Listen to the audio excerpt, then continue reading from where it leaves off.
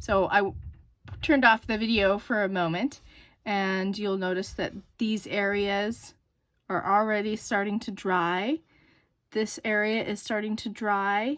If you were wanting to keep and spread that color, you would have to come in here and add. You can see this side is already too dry. It's going to be forming a line. The other side is wet enough that it can continue to absorb some color. So when you're using the wet into wet method, the paper has to be wet for it to spread and do these effects. You can't create these effects, of course, with your paintbrush. They're created by the water. So when we're talking wet into wet, the paper has to be at least damp, if not a little bit more watery than damp. And this is something that takes practice, of course. Let's just try another color to see. You'll notice that the interaction between the green gold and, oh, let's see, what is that? I'm trying to remember if that is indigo. Anyhow, this, there's a kind of a relationship between these two. The green gold is actually spurring up into that blue color because of what the green gold is made of. You know, they are pretty equally strong. You might end up with a color where it basically that color takes over most of the other colors because of what's in it. And this is something that just takes practice, understanding, you know, the relationships between the pigments that you have. That takes, I'm still figuring all of that out. And of course the water makes a difference too. You'll notice there was a lot bigger pool of water right there as you come through. So while this is still drying, this is too dry to do any of the wet into wet effects, as I turned the camera off for a moment. But this area is still wet enough. You can come in with your brush and drop other colors in. You see how that, it's still wet enough that it will form without a hard line. It's absorbed. It's starting to dry enough that it's a little funny, but and you'll notice that because my paper is a bit tilted, I don't have my paper taped down. When I work on, you know, paintings, typically I have my paper taped down. When I work on color samples, I honestly just don't bother.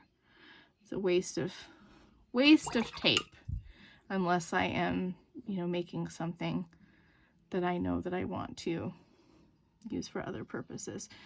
So just coming in some little dots here and there in the wet areas. You can see this area is already drying, and then this area is still wet.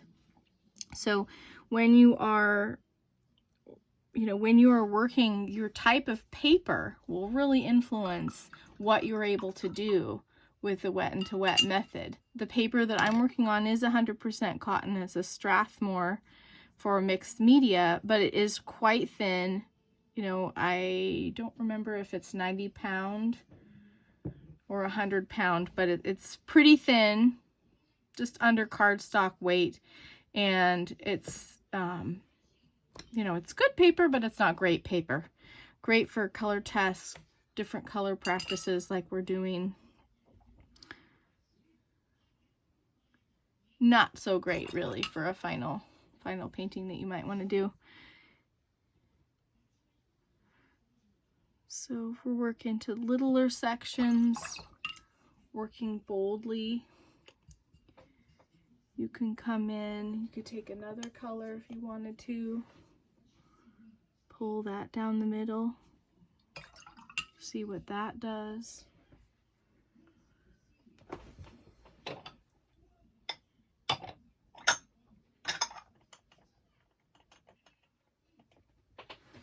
Let's see what this other yellow does.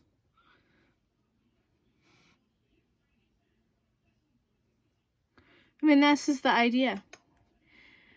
when you're coming in and playing with wet into wet, you're learning about the paints. You're trying to figure out what do they do, what are their relationships like, and practicing what's going to happen.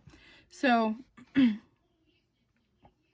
you can see how some of these different kind of spreading effects would be really useful. They form different kinds of shapes. If you wanted to start your painting by doing a lot of these interesting wet into wet effects, I would start it with, you know, a light version of this. So you would be using a lot of lighter colors. This is going to be pretty dark to start something. But if you start, for example, just with, even with just dirty water, and come in and do a few forms and leave it, can give you some interesting shapes that could be fun to tease into a composition. So it's a way to start. It's not the way that everyone starts. It's not even the way that most people start. But usually wet into wet is a portion of every watercolor's composition. You'll notice that just like in photography, how there will be an area of the composition that is less in focus, there need to be opportunities in a painting to have these calm or neutral areas, and that's, you know, that's where the wet into wet really shines, in my opinion. So you can have these kind of calm areas that have subtle gradation or something happening, and then you can have other sections of your painting that are more firmly defined and have a lot more texture and marks forming the bulk of the image. So just something to play with, a good reminder of what we did in class last week. We will continue on Saturday.